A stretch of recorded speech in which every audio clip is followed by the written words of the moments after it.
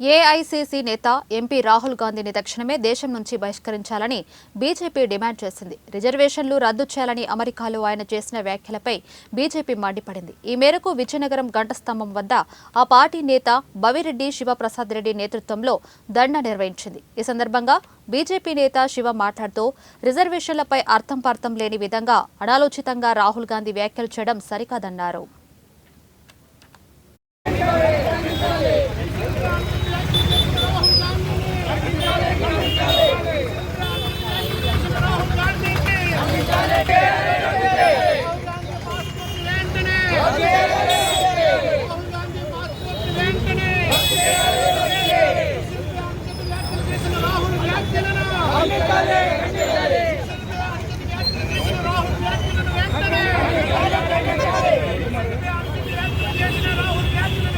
వచ్చిన దగ్గర నుంచి ఈ దేశాన్ని మొక్కలు చేయాలి, ఈ దేశాన్ని పరాదేశం చేయాలి, పాకిస్తాన్కి తాకట్టు పెట్టాలని ఉద్దేశంతో ప్రవర్తిస్తున్నటువంటి పార్టీ కాంగ్రెస్ పార్టీ.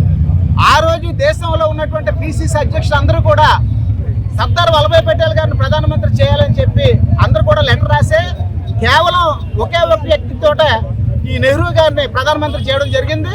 ప్రధానమంత్రి నెహ్రూ గారు చేయడం వల్ల ఈ దేశం మొన్నటి వరకు కూడా రావణ కాష్టంగా ఉండి జమ్మూ కాశ్మీర్ ఇష్యూ మొన్నటి వరకు కూడా అది అలాగే ఉంది.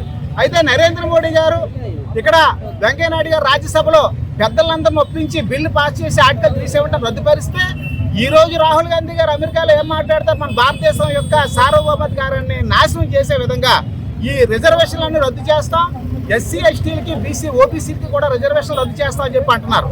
ఓ పక్కన కాంగ్రెస్ పార్టీ అధికారంలో ఉన్న తెలంగాణలో కానీ కర్ణాటకలో కానీ ఒక పక్కన వాళ్ళేమో ముస్లింస్ రిజర్వేషన్లు ఓబీసీ రిజర్వేషన్లు ఇచ్చి ఓ పక్కన వాళ్ళు పరిపాలన చేస్తూ ఓ పక్కన రిజర్వేషన్ వ్యతిరేకిస్తున్నటువంటి ఈ రాహుల్ గాంధీని వెంటనే దేశం నుంచి బహిష్కరించాలి, వారి యొక్క పాస్పోర్ట్ను రద్దు చేయాలి.